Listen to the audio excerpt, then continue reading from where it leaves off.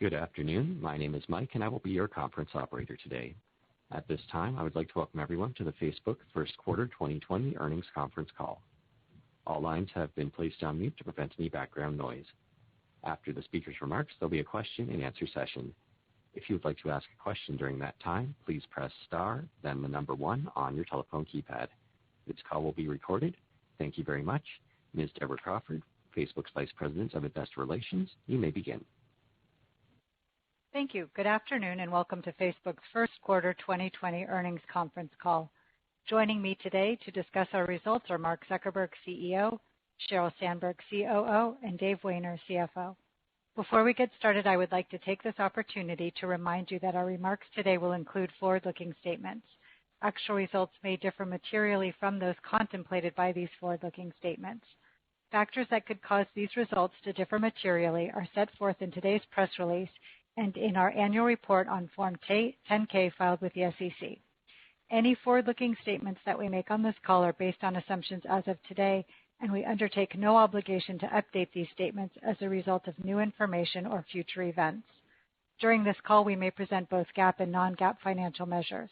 A reconciliation of GAAP to non-GAAP measures is included in today's earnings press release. The press release and an accompanying investor presentation are available on our website at investor.fb.com. Finally, we hope that everyone listening today is staying safe. The vast majority of us at Facebook are working productively from home, and everyone on this call this afternoon has dialed in remotely. And now I'd like to turn the call over to Mark. All right. Thanks, everyone, for joining us today. Before we get started, I also just want to say that I know that this is a very hard time for a lot of people. I know a lot of you are calling in from New York, where this has been particularly tough, although almost everyone has been affected by what's going on in some way. So I just want to start by acknowledging that and taking a moment to thank everyone working on the front lines to help all of us get through this. There's a lot of uncertainty now about the world and what it will look like over the coming months. And Sheryl and Dave are going to give some more context on what that means for our business. The impact on our business has been significant, and I remain very concerned that this health emergency and therefore the economic fallout will last longer than people are currently anticipating. And while there are massive societal costs from the current shelter-in-place restrictions, I worry that reopening certain places too quickly before infection rates have been reduced to very minimal levels will almost guarantee future outbreaks and worse longer-term health and economic outcomes. So with that said, I want to use this time today to discuss how we're responding to COVID, what we're seeing across our services, and some reflections on how we plan to run the company going forward. So our response has been focused on 3 areas: helping people stay connected while we're all apart, assisting the public health response, and working on the economic recovery, especially for small businesses. Now, I'll start with how we're assisting the public health response. The first step here is connecting people with authoritative health information. And we built a COVID-19 information center with authoritative information from health officials and governments and messages encouraging people to stay home that are coming from public figures they trust. And we put this COVID-19 information center at the top of everyone's Facebook app. And so far, we've directed more than 2 billion people to it. Equally important is also limiting the spread of misinformation. We don't allow content that puts people at imminent risk of physical harm. So when people share hoaxes, like that inhaling water cures COVID, which is both false and will be physically harmful if anyone does that, we take that down.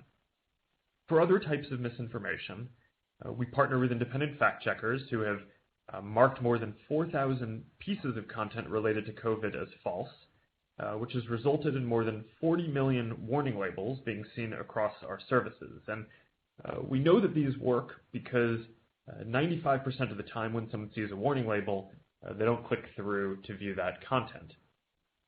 Now, beyond helping people broadly access high-quality information, we're also focused on helping governments and health authorities get better data in a privacy-protective way to inform key policy decisions that they need to make as well. So we partnered with Carnegie Mellon to run a widespread symptom survey on Facebook, and we're using their findings to produce daily county-by-county maps of the symptoms that people are experiencing across the country and soon globally as well. And since people experiencing symptoms is a precursor to them going to the hospital or getting more seriously ill, this tool can help local governments and health officials plan how to allocate scarce resources like PPE and ventilators, as well as determine when it's safe to start reopening an area, or when an area will need to have tighter shelter orders if symptoms reemerge. And just this morning, we announced that we're working to connect these symptom surveys to ground truth infection rate data from large serology and PCR studies that are funded separately by the Chan Zuckerberg Initiative in order to more accurately determine the true infection and exposure levels globally on a local region basis as well. So, this is work that we're uniquely positioned to do because Facebook is a global community and people use their authentic identities on our service, so that means that we can make sure that the data is meaningful. But we're very focused on doing this in ways that we know are going to be helpful to the health response and that protect people's privacy and human rights, which is why we've primarily focused on how aggregate data can help. Now, outside of Facebook, Priscilla and my work at the Chan Zuckerberg Initiative, alongside leading experts in science and health, continues to inform my views on the best ways for us to assist in this health response, and also what we should expect going forward with this disease. All right, so next I want to discuss how we're helping people stay connected with the people they care about, even while we can't be together during this period. So this is our core mission, and I'm proud of how we've supported people around the world during this time. We know that people especially rely on social apps in times of crisis and in times when we can't be together in person, and right now we are experiencing both of those all around the world at the same time. So we're seeing major increases in use of our services. For the first time ever, there are now more than 3 billion people actively using Facebook, Instagram, WhatsApp, or Messenger each month. That includes 2.6 billion people using Facebook alone, and more than 2.3 billion people using at least one of our services every day. In many of the places that have been hardest hit by the virus, messaging volume has increased more than 50%, and voice and video calling have more than doubled across Messenger and WhatsApp. In Italy, for example, we've seen up to 70% more time spent across our apps.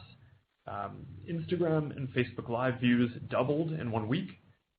And we've also seen time in group video calling increase by more than 1,000% over March. So making sure that our services are stable and reliable during this period is a top priority. We're monitoring usage closely and adding capacity in our data centers where we can. The investments we've made in shared infrastructure that power all of our different services over the years have helped us manage through this, but it has been a challenge while all our teams have been working remotely. Now, I'm sharing these numbers to give you a sense of the surge in people relying on these services that we're seeing. Obviously, I wish the circumstances were different, and I don't expect that this exact spike in usage will sustain over a longer period of time. But in some areas, I think we are seeing an acceleration in pre-existing long-term trends, like the dramatic increase in online private social communication that is likely to continue. And if nothing else, this usage shows that for a lot of people around the world, these services are part of the social infrastructure that brings us together.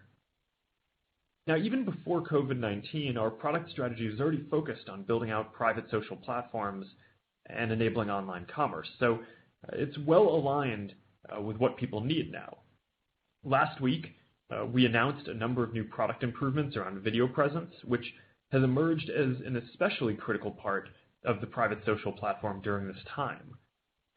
Our view is that video presence includes three categories: video calling, video rooms, and live video. We plan to lead and offer the best services for social uses in each of those different categories. Now, video calling is when you actually ring a person's phone or computer, and it's by far the most used type of video chat. Between WhatsApp and Messenger, there are more than 700 million daily actives participating in calls. We're doubling the size of WhatsApp video calls from 4 to 8. And this is important because WhatsApp is the most popular end-to-end encrypted calling service. So, if you care about privacy and encryption and you want to be able to reach anyone, you're probably using WhatsApp. And now you're going to be able to get your whole family or a larger group together on calls. For video rooms, we announced a completely new product called Messenger Rooms. And the idea here is that you can create a room for any activity or event you want, send a link to your friends or have them discover your room on Facebook, and then they can just drop in and hang out for a bit. And this is different from any other video presence experience because it is serendipitous. You don't have to plan out an event and schedule it in advance if you don't want. It can be much more spontaneous and fun, and I've really enjoyed getting to use this as we've been building out Messenger Rooms internally, and I'm looking forward to getting it in more people's hands around the world soon. Live video is also particularly important right now. People used to primarily live stream physical events, but since almost no one is planning physical events right now, live streaming has become the primary venue for many events, whether that's the Pope's weekly Mass on Facebook Live or DJs hosting dance parties on Instagram. Every day, more than 800 million daily actives are engaging with live streams across workout classes, concerts, and more. And we pivoted the Facebook events team to help people create online events, including enabling people and small businesses to charge people to join their events in order to support small businesses that rely on in-person services before. The last area of our response that I want to discuss is how we're helping with the economic recovery, especially for small businesses. Cheryl will talk about this more, but with so many businesses forced to close their physical storefronts, more are looking to build their digital presences, and those which already invested in their digital presences are increasingly viewing them as their primary storefronts. So we're working on a number of ways to deepen this experience, helping people buy items and services directly within our apps, and we're going to have a lot more to share on this soon. Overall, though, our business depends on the success of small businesses. So this is a moment where we feel that we're well positioned to be champions for small businesses' interests and supporters of important infrastructure that they're going to need in order to move online.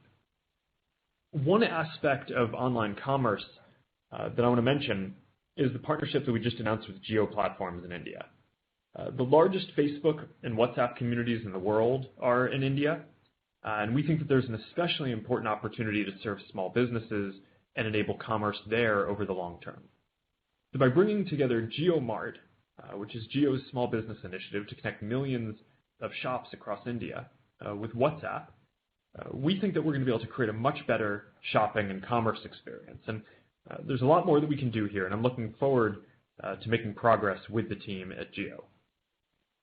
Now, beyond our immediate plans to help respond to the pandemic, I also want to share some reflections on how we're planning to run the company during this period. I have always believed that in times of economic downturn, the right thing to do is to keep investing in building the future. And I believe this for a few reasons. First, when the world changes quickly, people have new needs, and that means that there are more new things to build. Second, since many big companies will pull back on their investments, there are a lot of things that wouldn't otherwise get built, but that we can help deliver. And third, I believe that there's a sense of responsibility and duty to invest in the economic recovery and to provide stability for your community and stakeholders if you have the ability to do so. And we're in a fortunate position to be able to do this. Along with our strong financial position and the important social value our services provide, we're planning to hire at least 10,000 more people in product and engineering roles this year, so we can continue building and making progress. Now that said, with advertisers spending less and our business performance below expectations, we do plan to moderate some areas of our expense growth, especially in business functions. We accept that our profit margins will decrease this year as we continue investing, and Dave will share more on our financial outlook in a few minutes. But this economic pullback has certainly reinforced for me the importance of maintaining high margins. Our financial position has allowed us to continue investing in building products and making investments like our partnership with Jio, even when the underlying economic conditions are challenging.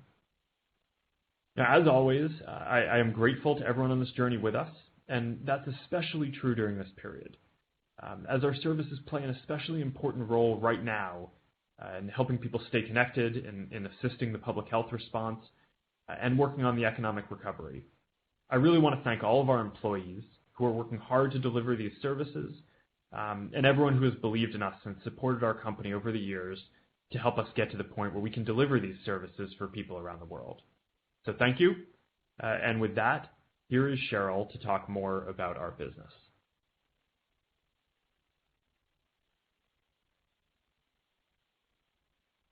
Thanks, Mark, and hi, everyone. As Mark said, this is an extraordinarily challenging time. It's a public health emergency, a global economic crisis, and a time of great anxiety and personal tragedy for so many. My heart goes out to everyone on this call who has lost someone they love, and to everyone for the many ways so many are suffering. Mark talked about how our company has responded during this emergency to keep people safe and informed, how we see our responsibilities, and how we are thinking about the future.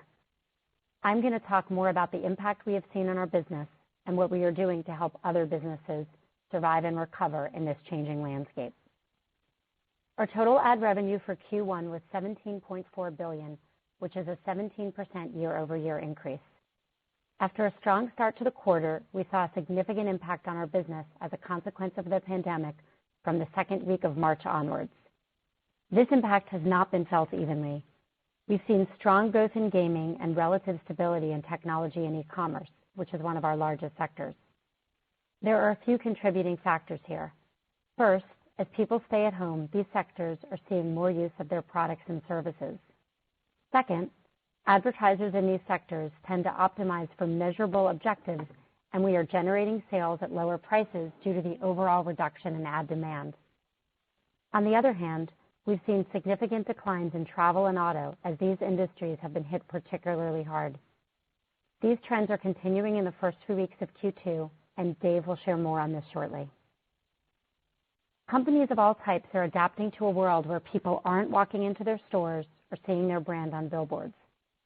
With more people spending time on our products and services than ever before, we are focused on continuing to deliver free and paid tools to help businesses reach the right people at the right time, and on finding new ways to support those struggling to keep the lights on and pay their employees. People are looking for businesses on Facebook and Instagram more than usual during this crisis, so our free products are particularly important to the many brick-and-mortar businesses pivoting quickly online. Even in the United States, before the crisis, 1 in 3 companies didn't have a website because they can be expensive and difficult to set up, even in the best of times. A Facebook page or Instagram business profile is free and in a matter of minutes establishes a digital storefront. Many are finding creative ways to engage their customers using our free products, from gyms offering workouts on Facebook Live to stores and restaurants using WhatsApp and Messenger to reach customers with delivery options. In Thailand, when Penguin Eat Shabu closed the doors of its 9 restaurants, they started selling to-go boxes.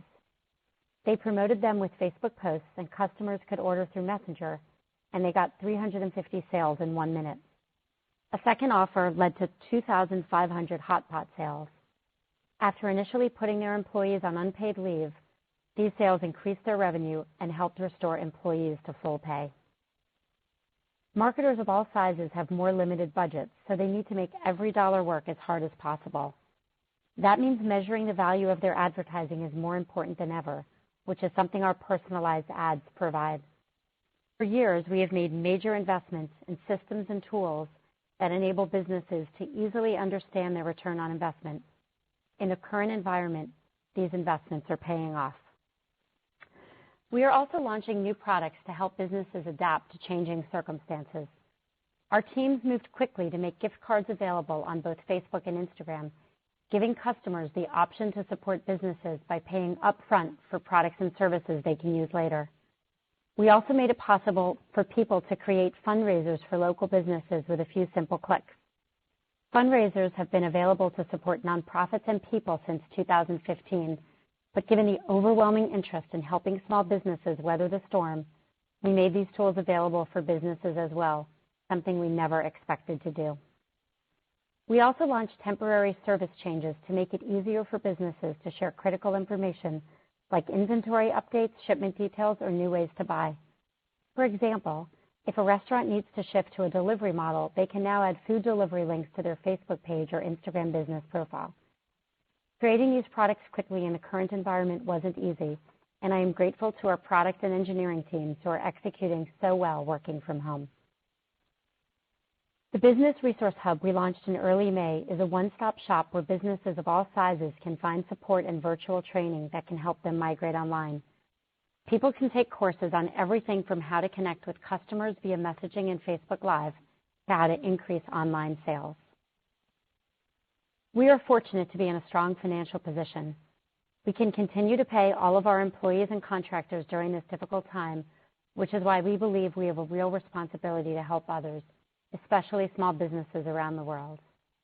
In mid-March, we announced a $100 million grant program to help 30,000 small businesses across the more than 30 countries we call home. Applications opened this month, and we are focused on getting cash into their hands as soon as possible. Economic crises hit vulnerable communities the hardest, especially women and women of color, and the families who depend on them. That's why half of the grants available in the U.S. are earmarked for women, minority, and veteran-owned businesses.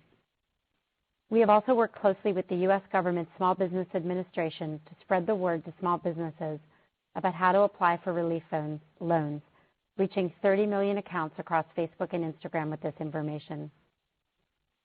Businesses aren't the only ones facing hardship. Newsrooms are too. At a time when critical information is needed to keep communities safe, news organizations are seeing steep declines in ad revenue.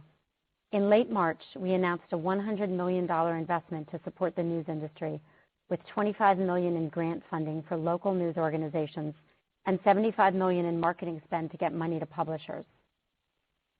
We have a responsibility to help during this uncertain time by connecting billions of people when they are separated physically, getting vital health information to people on a dramatic scale, and helping small businesses survive. I want to close by saying how grateful I am to our partners and teams around the world. During this unprecedented time, we are trying to stay closer than ever to businesses large and small as they adapt to these significant challenges. I also want to thank our teams for ensuring our services keep running and working so hard to launch new products so we can continue making a real difference in people's lives. This is such a difficult period for everyone, and we are grateful for the important work that is being accomplished by so many. Now here's Dave. Thanks, Sheryl, and good afternoon, everyone.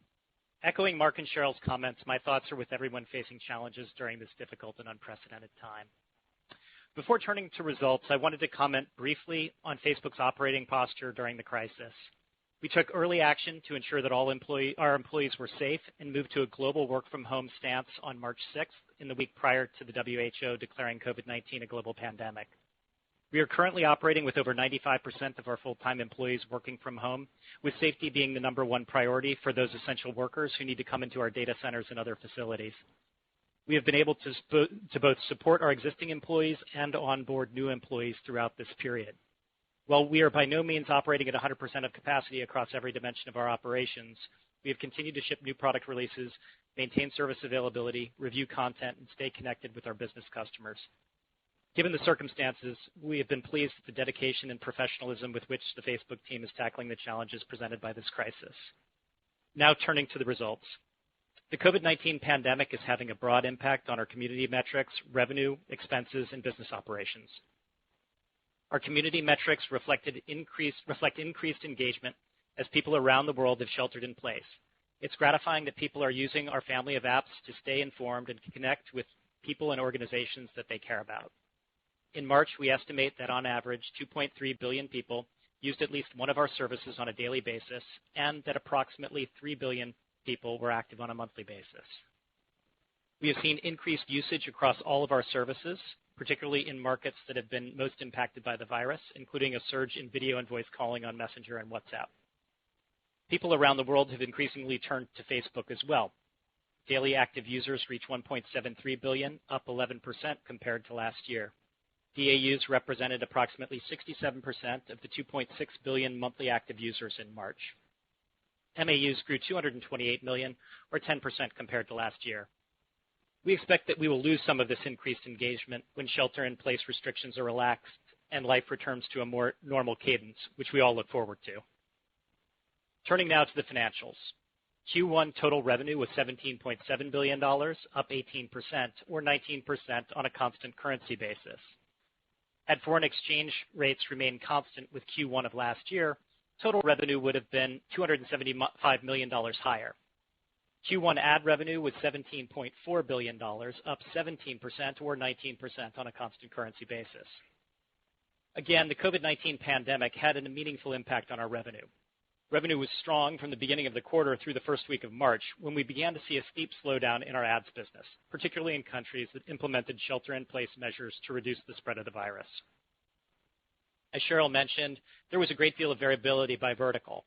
During the last 3 weeks of March, travel and auto were our weakest verticals, and we saw relative strength in gaming, technology, and e-commerce. These trends have continued into Q2. We've seen relatively comparable pullbacks amongst large and small advertisers. COVID-19 had an impact across the globe in Q1. On a regional basis, ad revenue growth was strongest in Asia Pacific at 21%, followed by US, Canada, Europe, and rest of world at 16% each. Turning now to our price and volume metrics. In Q1, the total number of ad impressions served across our services increased 39%, and the average price per ad decreased 16%. The growth of impressions was primarily driven by Facebook mobile news feed due to product optimizations we made prior to the pandemic, as well as from increased engagement that I talked about earlier. The decline in average price per ad was largely attributable to the reduction in advertiser demand during the last 3 weeks of March. Other revenue was $297 million, up 80%, driven primarily by sales of Oculus products. As a reminder, we launched Quest in May 2019. Turning now to expenses. Q1 total expenses were $11.8 billion, up 1% on a reported basis. Excluding the $3 billion expense we recorded in Q1 related to our settlement with the FTC, Q1 of last year, that is, related to our settlement with the FTC, total expenses were up 35% year over year.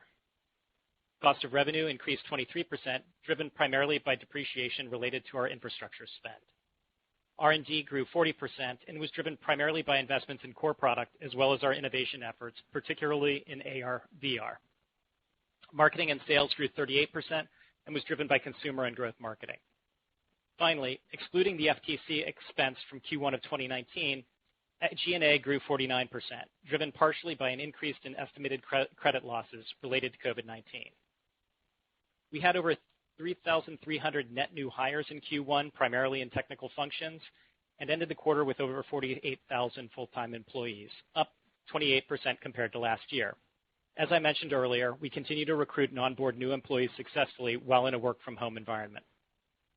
Operating income was $5.9 billion, representing a 33% operating margin, and our tax rate was 16%.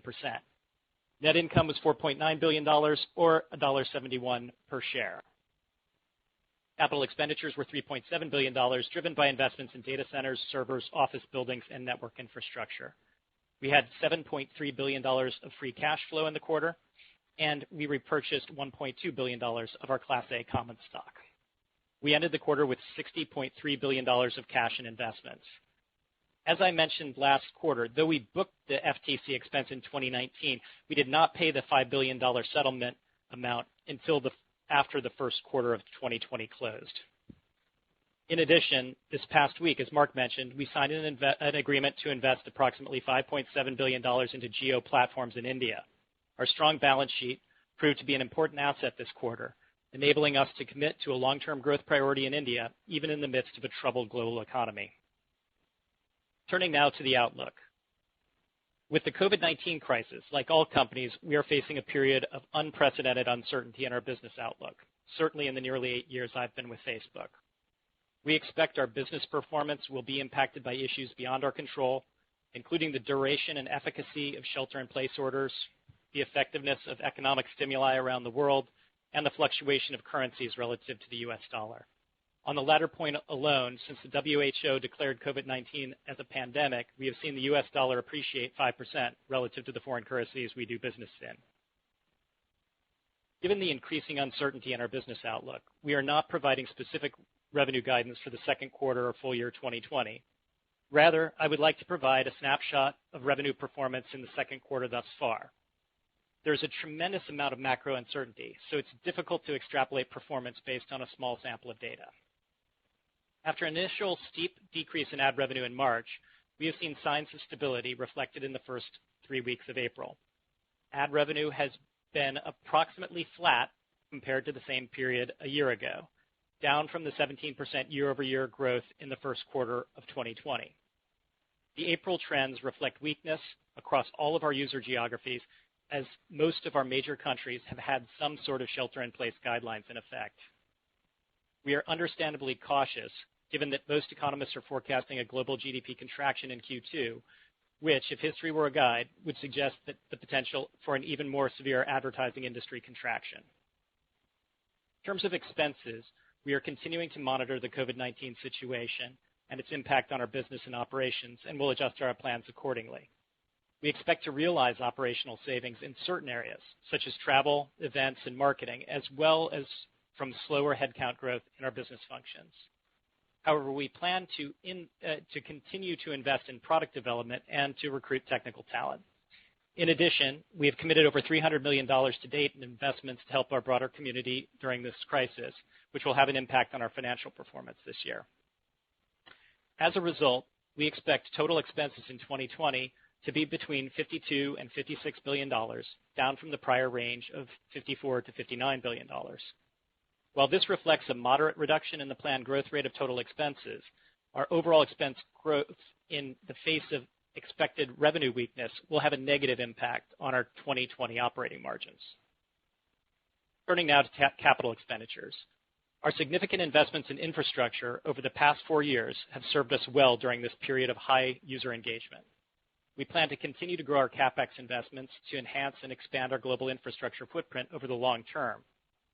In 2020, we now expect capital expenditures to be approximately $14 to $16 billion, down from our prior range of $17 to $19 billion.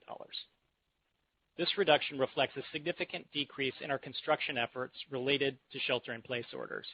Given the strong engagement growth and related demands on our infrastructure, this year's CapEx reduction should be viewed as a deferral into 2021 rather than savings. Turning now to tax. We expect our full year 2020 tax rate will be in the high teens, although we may see fluctuations in our quarterly rate depending on our financial results. Our thoughts are with those in the community who are facing health challenges during this crisis, and with those healthcare workers on the front lines. We are also mindful of the challenges many businesses are facing in this crisis, including the 140 million small businesses who use our platform. Our focus is first and foremost on helping our broad community navigate these challenges. With that, Mike, let's open it up for questions. We will now open the lines for a question and answer session. To ask a question, press star followed by the number 1 on your touch-tone phone. Please pick up your handset before asking your question to ensure clarity. If you are streaming today's call, please mute your computer speakers. Your first question comes from the line of Brian Nowak from Morgan Stanley. Thanks for taking my questions. Hope everyone is safe. I have 2. Just the first one for Sheryl or Dave. I appreciate all the color on the different ad verticals between gaming, e-commerce, travel, and autos, et cetera. I guess I'd be curious to hear about sort of what happened in the decline in the ad business you saw in March compared to the stability in April. Sort of what changed in those verticals, and then understanding you're not giving guidance, but talk to us about some of the key verticals that would be needed to sort of bring the business back to growth as we go throughout the year? And then the second question for Mark, you talked a little bit about SMBs. I'd be curious to hear about some of the key investment areas and initiatives you really think you need to execute on to make the SMB offering more comprehensive in 21 and beyond.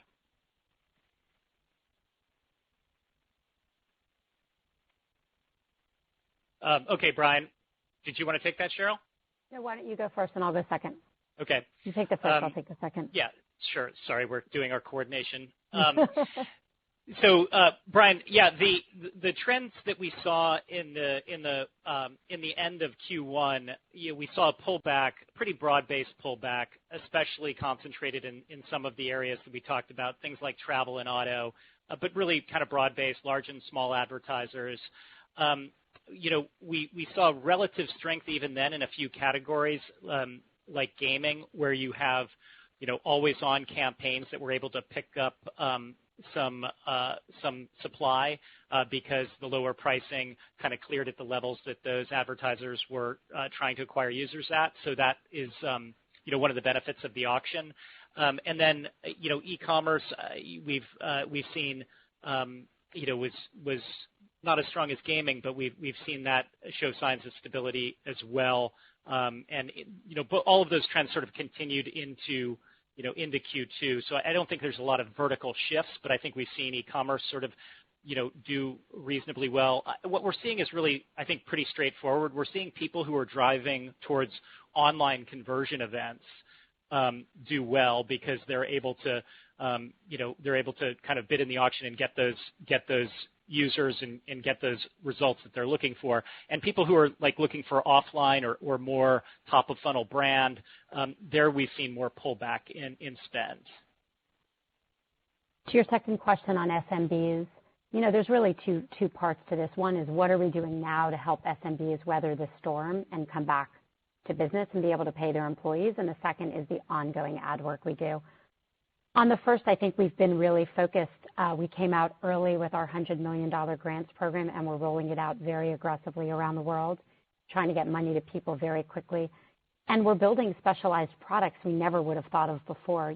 Fundraisers were something that we did for nonprofits or people, not small businesses. So in this very difficult time for SMBs, we're really focused on doing everything we can to help them survive and even thrive as they help transition online.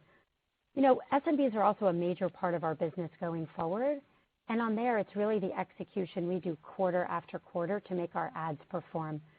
We offer very personalized ads that can be directly targeted at small groups. We do that in a very privacy protective way. And those ads are often most important for small businesses who can't afford to buy broad-based media. And so all of the work we do to continue to allow targeting, all of the work we do to make the ads more personalized, all of the work we do to make free tools available, which is important for all the online businesses who use our free tools. There are 140 million of them, as well as the 8 million who are our advertisers and the funnel between those. That's the nuts and bolts of our business. We work on it every day. We're continuing to work on it every day through this crisis, and we'll continue beyond that. Mike, we'll go to the next question. Your next question comes from the line of Doug Anmuth from J.P. Morgan. Great. Thanks for taking the question. I have two, I think probably both for Mark.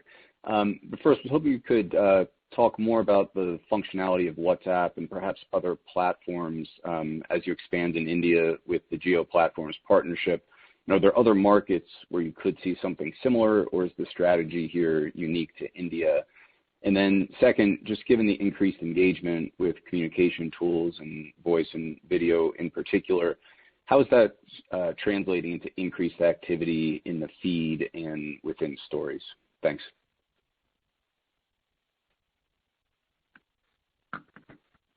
Sure. I can speak to the first one, and Dave can see if there are any stats in particular to share on the second one.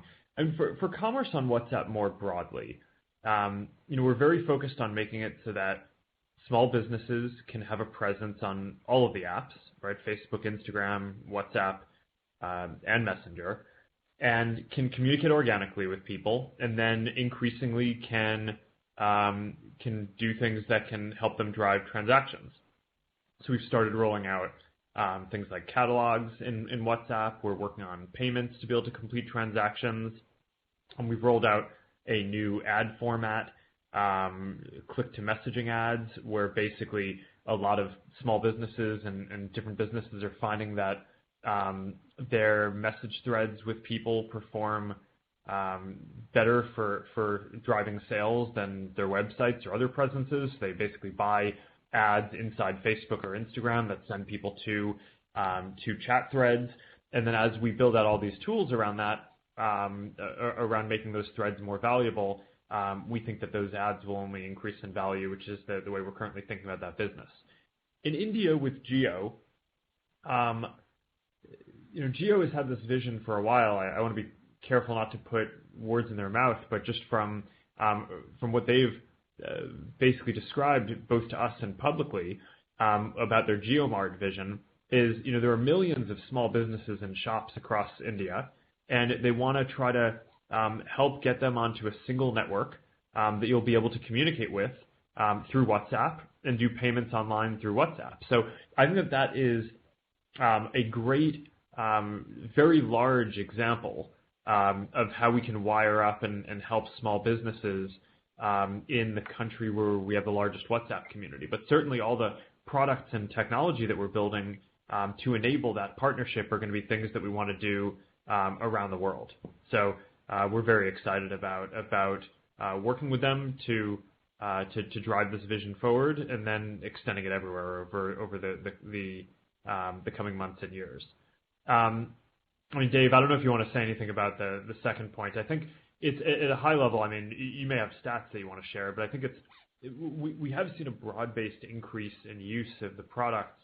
It's hard to know what is just correlated with the pandemic versus people are doing more video chat or messaging, so therefore they also connect more in other parts of the products. But I do think overall we believe that providing a broad set of social tools for people is and just providing more value for people does accrue to all of the different services, which is important because, as you know, some of the services for our business we include ads in and some we don't.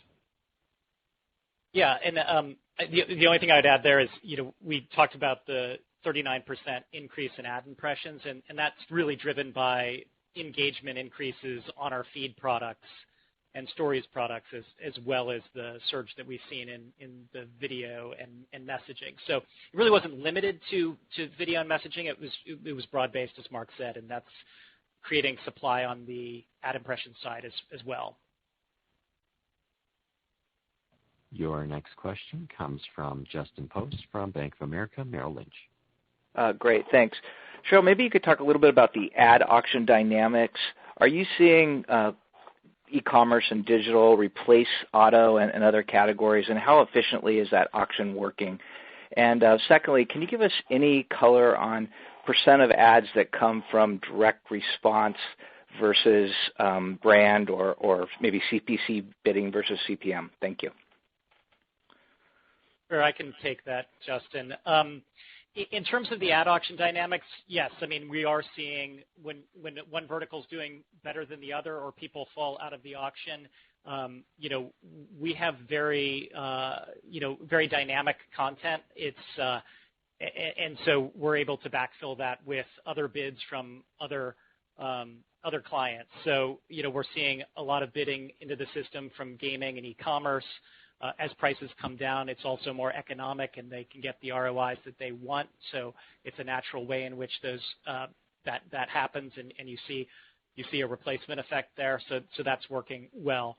Far more, by far the majority of our revenue. We haven't given a specific number on what is direct response, but it's really for many years driven our business. It continues to drive our business, and I would say, if anything, COVID has accentuated the importance of people who are bidding for online conversions. And so I think we've seen a fall off in some of the more sort of broad-based brand advertising right now, and really a focus on those things that are deriving direct results today, which isn't really surprising given the economic climate.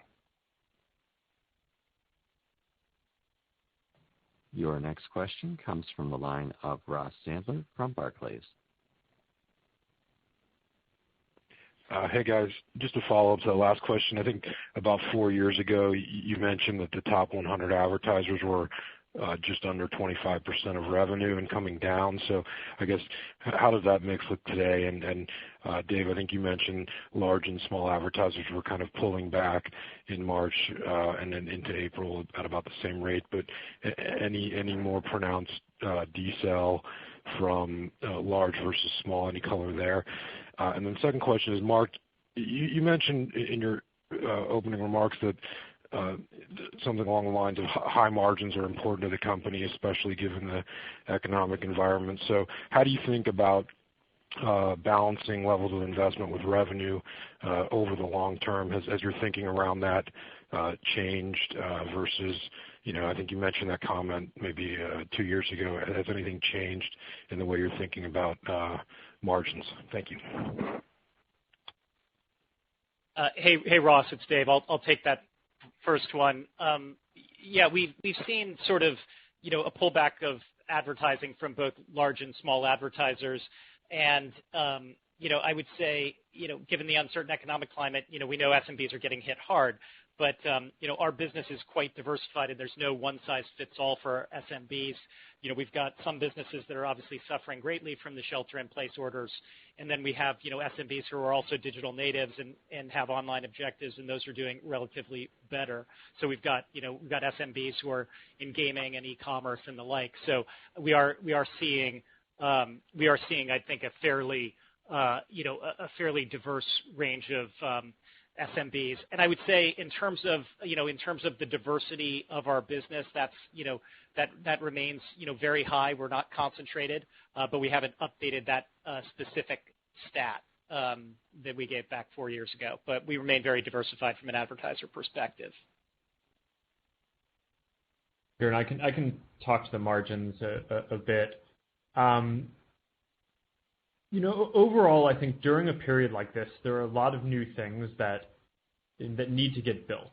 And I think it's important that rather than slamming on the brakes now, as I think a lot of companies may, that it's important to keep on building and keep on investing in building for the new needs that people have, and especially to make up for some of the stuff that other companies would pull back on. And I think that's, in some ways that's an opportunity. In other ways, I think it's a responsibility to keep on investing in the economic recovery. So that's in the near term. But the other reflection that I've had is that, I think if you're going to have a business which is primarily advertising, which is our plan for the long term, then I think you have to recognize that advertising is more volatile and sensitive to the macroeconomy. And therefore, if you're going to have this kind of a business, I think you really want to maintain high margins so that way when we go through periods like this, you can make sure that we remain stable and healthy and able to keep on building the things that are important for the long term. So what I guess I'd want to just be clear on is that we're willing to accept a reduction in margins in the near term, but we understand, and I personally have an appreciation for the importance of maintaining high margins over time. So it's not that we're gonna kind of take things down this year and then continue taking things down a lot in the future. I think over the coming years, if we invest a lot more now, I think we are going to look for ways to manage expenses to make sure that we can maintain high margins over time.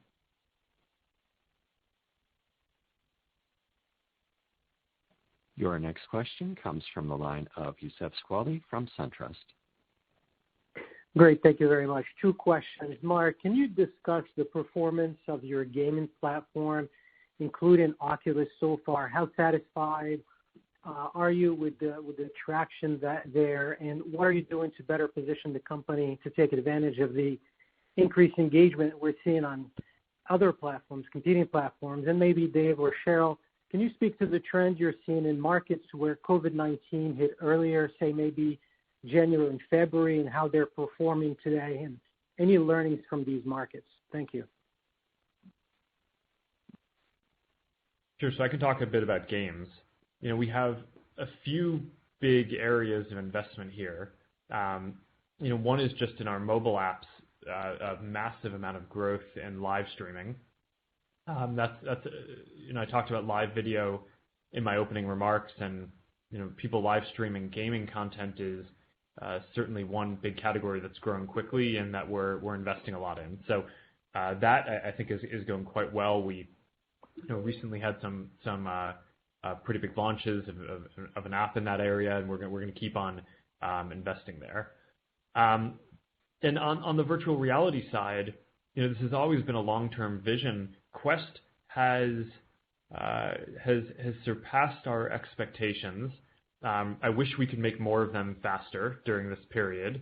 I do think that it's one of those areas where, as people can't go out into the world as much, the ability to have technology that allows us to be physically present or feel present even when we can't be physically together, whether that's Quest or Portal or any of the software that we're building around video presence, that stuff has certainly seen especially large spikes in usage, and it's possible that this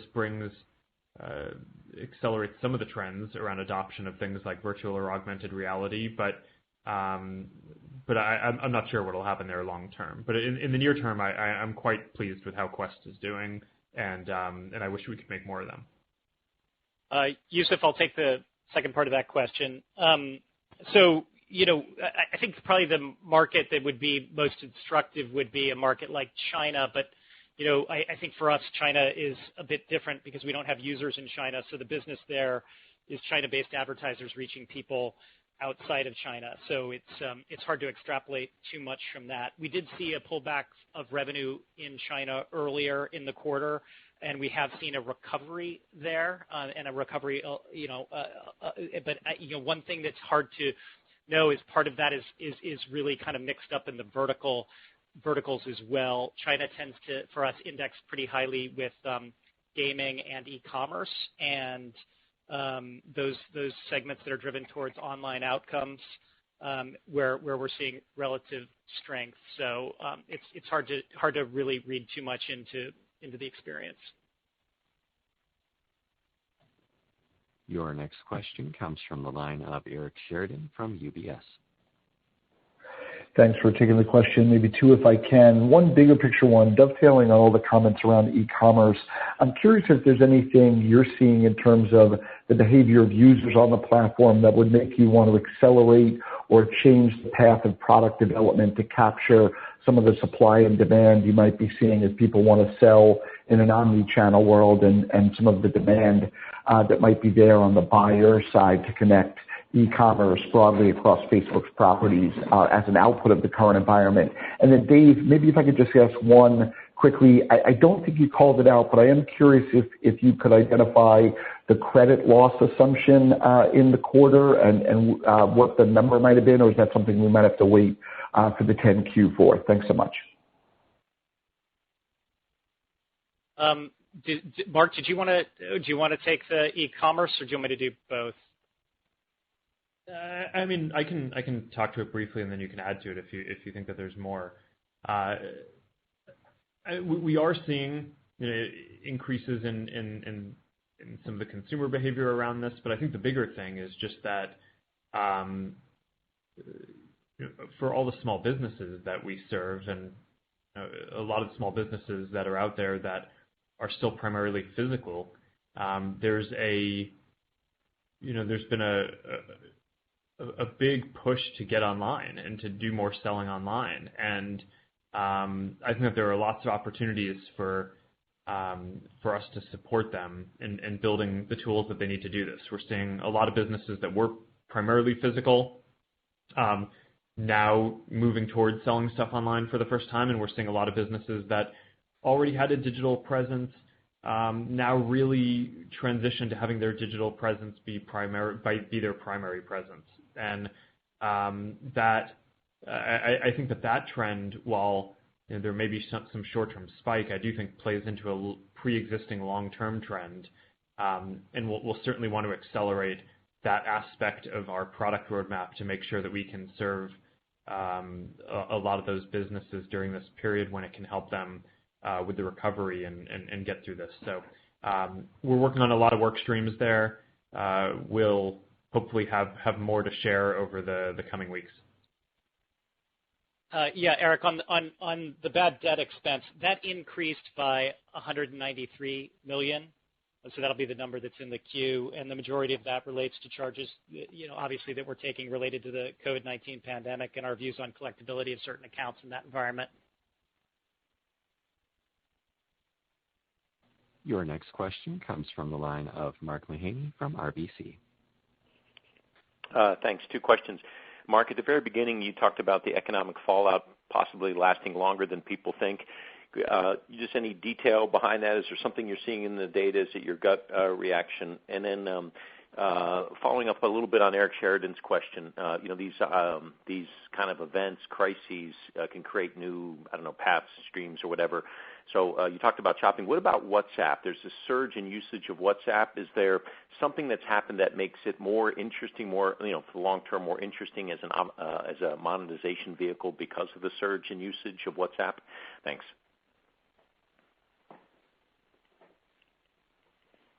Sure, I can take those two.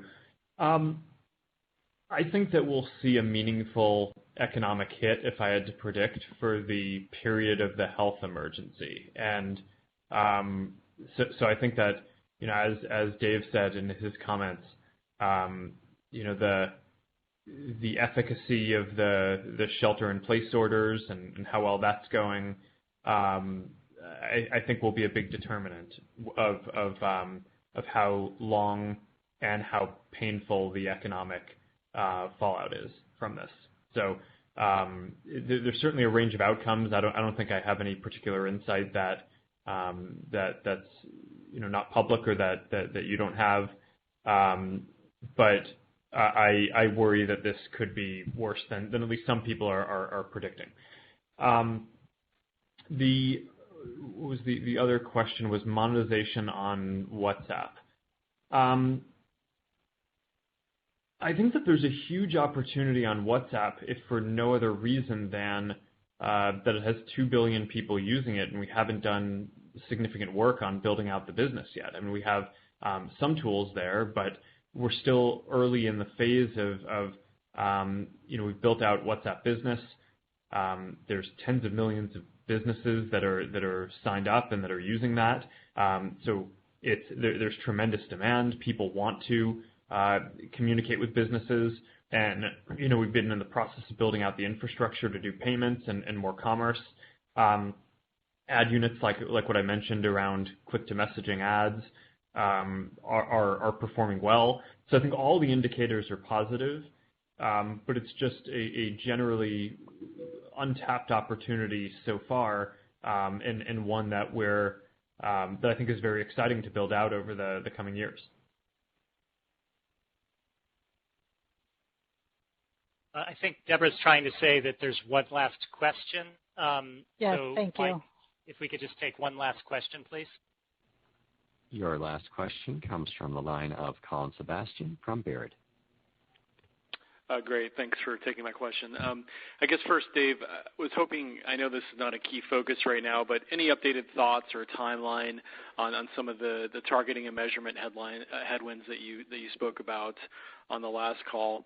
And then with respect to both the ongoing investment priorities as well as the slower growth in headcount, is there any way you could articulate which areas are seeing that slowdown versus those that are getting full support? Thank you. Sure, Colin, I can take both of those. Yeah, I mean, the targeting headwinds are having an impact on the business, but obviously that's dwarfed by the impact that COVID-19 is having right now.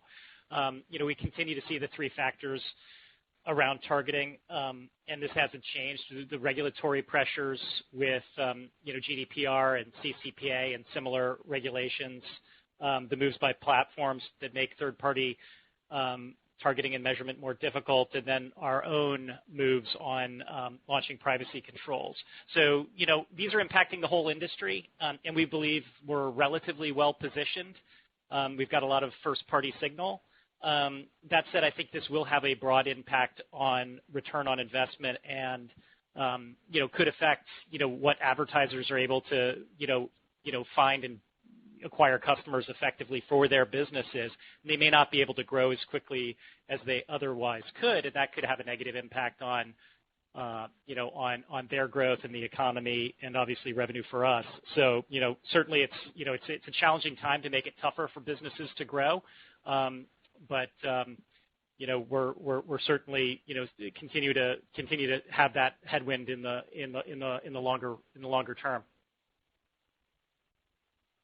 Great. Thank you for joining us. Sorry, I forgot the investment priorities. We're continuing to focus on recruiting on the tech side, so product and engineering. So we're sort of fully going down that path. That's both our core product and our innovation efforts. And we are slowing down headcount in business functions. So some of the functions related to things like advertising sales is slower in those departments given the overall economic climate. And then there's certain areas there where we're just finding efficiencies. There's less travel, there's less entertainment.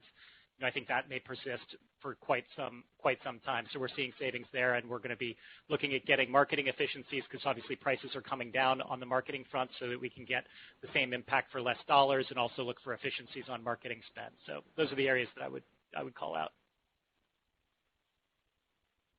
Great.